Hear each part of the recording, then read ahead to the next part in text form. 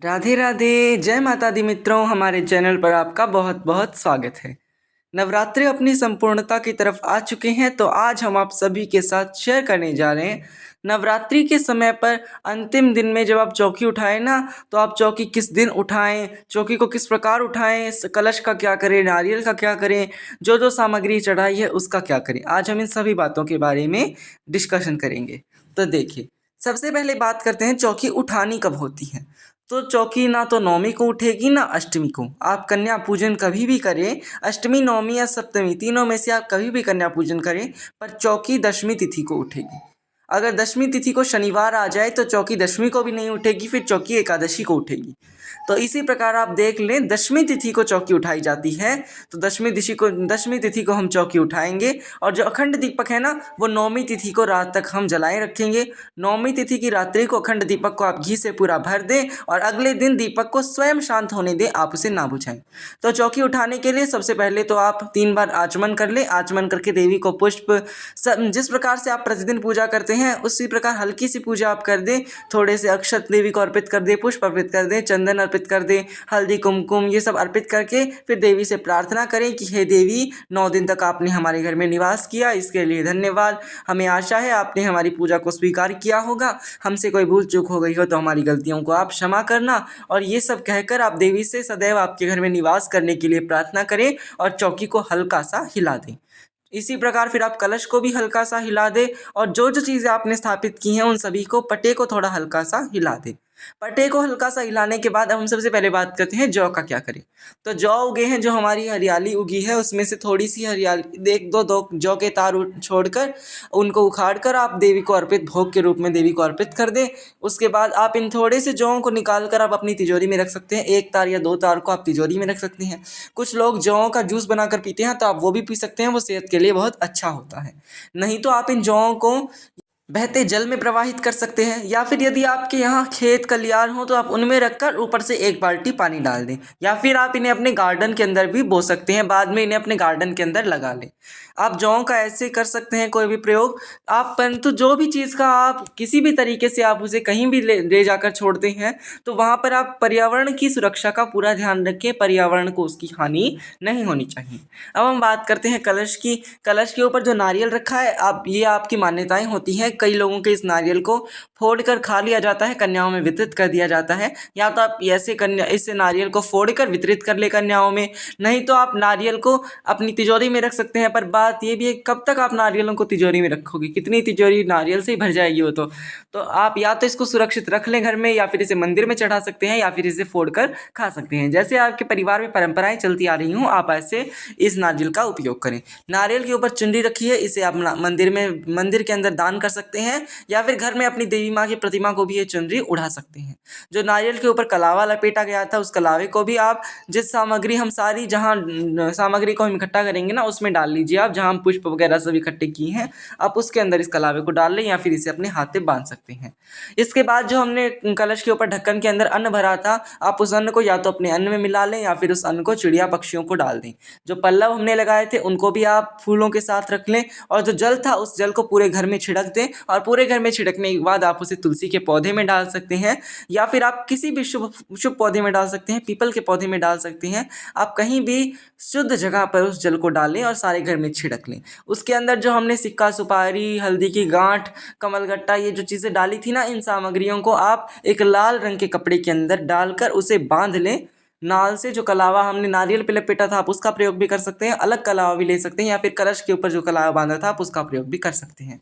उस पोटली को बना के आप अपनी तिजोरी में रख लें। आप इस सामग्री के साथ साथ जो हमने पोटली बनाई है ना, इसके अंदर आप हल्दी की गांठ, सुपारी, सिक्का, जो जो हमने कलश में डाली थी वो चीज़ें इसके अंदर डालें।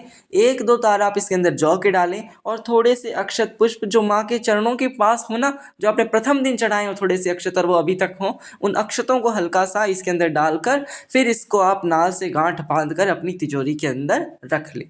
इसके बाद अब हम बात करते हैं चौकी का क्या करें। तो सबसे पहले देवी की प्रतिमा को हल्का सा हिला दें, और यदि आपने विसर्जित करने वाली प्रतिमा को रखा है तो आप उसे विसर्जित कर सकते हैं। अगर आपने अपने घर की प्रतिमा को रखा है तो आप इसे उठाकर, यदि प्रतिमा है तो आप इसे पंचामृत से गंगा जल से अभिषेक कराकर अपने मंदिर में विराजमान कर ले। फोटो है तो आप इसको उठाकर गंगा जल से छींटे मारकर साफ करके इसे अपने मंदिर में विराजमान कर ले। तो देवी को चुनरी उठाई है वो आप उठाए भी रख सकते हैं या फिर उसे मंदिर में रख सकते हैं। इसके बाद जो हमने कलश रखा था, अगर आपने मिट्टी का कलश रखा है तो आप इसे किसी और चीज़ में प्रयोग कर सकते हैं, पर पूजा में प्रयोग ना करें। और धातु का कलश रखा था तो आप उसे धो मांज के अगली बार किसी और पूजा में प्रयोग कर सकते हैं। इसके बाद अखंड ज्योत की बारी आती है। अखंड ज्योत यदि आपकी शांत हो चुकी है, अखंड ज्योत को आप खुद ना बुझाएं, उसे स्वतः शांत होने दें। या तो वह स्वतः शांत हो जाए, नहीं तो आप उसे उठाकर मंदिर में रख दें, आप उसे बुझाएं ना। जिस प्लेट के अंदर हमने अखंड ज्योत को डाला था उसके अंदर भी अक्षत होंगे, आप वो भी पक्षियों को डाल सकते हैं। हमने रंगीन चावलों का प्रयोग किया है, पर ये सभी रंगीन चावल हमने फूड कलर से रंगे हैं, सिवाय काले रंग को छोड़ के। तो इसके लिए भी हम उपाय बताएंगे। यदि आपने काला रंग भी फूड कलर से रंगा है तो आप इन सबको पक्षियों को डाल सकते हैं, इसमें पक्षियों को कोई हानि नहीं है। जो पान है वो हम प्रतिदिन हवन में डाल देते थे। यदि आप हवन में नहीं डालते, हवन नहीं करते थे, तो आप उस पान को भी पुष्प आदि के साथ रख लें।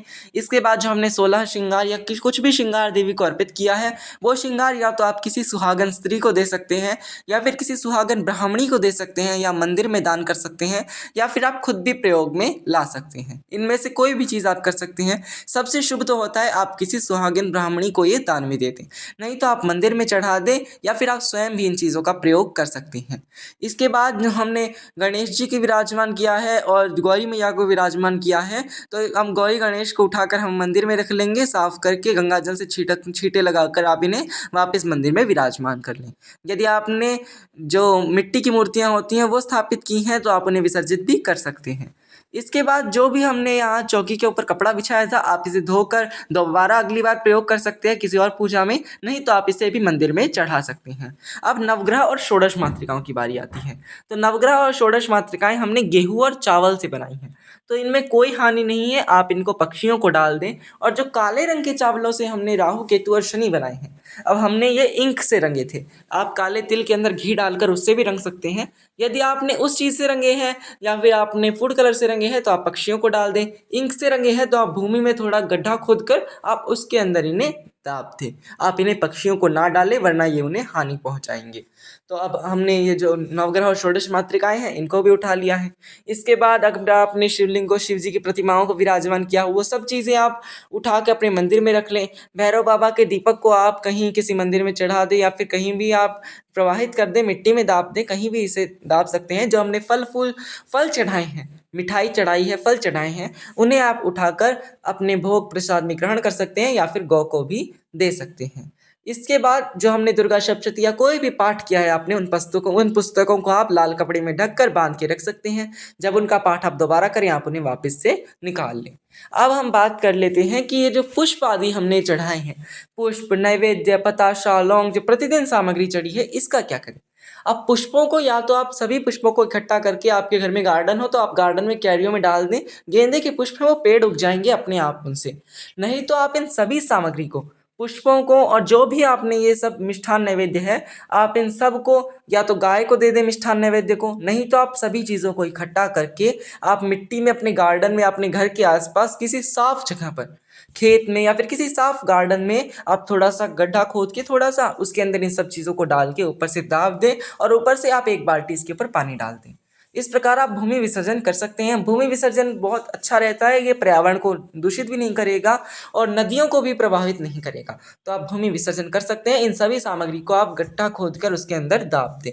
नहीं तो आप जल विसर्जन भी कर सकते हैं, पर जितना हो आप भूमि में विसर्जन करें, जल में विसर्जन ना करें।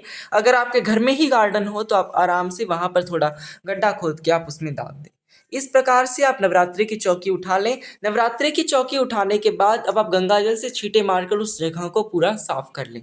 जो हमने चौकी के नीचे अष्टदल कमल बनाया है, उन सभी चावलों को आप पक्षियों को डाल सकते हैं, उसमें कोई आपत्ति नहीं है।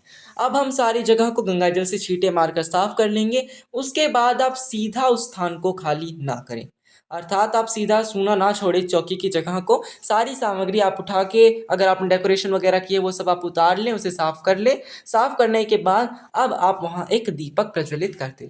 चौकी को उठाने के बाद उस जगह को अचानक से सूना नहीं छोड़ा जाता है। तो आप पूरी जगह को साफ करने के बाद आप वहाँ एक दीपक जला दें और उस दीपक को स्वयं शांत हो जाने दें, और जब वो दीपक स्वयं शांत हो जाए तब आप उसे उठा सकते हैं। कई लोग यहाँ देवी को विदाई करते समय जैसे जो मिट्टी की मूर्तियाँ लाते हैं ना नई, और उन्हें विसर्जित करते हैं, वो देवी की सुहाग पोटली भी बांध कर देते हैं। तो आप वो भी कर सकते हैं, देवी के पैरों में आलता भी लगा सकते हैं। जब आप प्रतिमा को उठाएं, तो मूर्ति को, फोटो को, चित्र को उठाएं तो आप उठाने से पहले देवी के हाथों में और पैरों में हल्दी कुमकुम अवश्य रूप से लगाएं। वीडियो को अंत तक देखने के लिए धन्यवाद। वीडियो अच्छा लगा हो तो इसे लाइक ज़रूर करें और चैनल को सब्सक्राइब करना ना भूलें। राधे राधे, जय माता दी।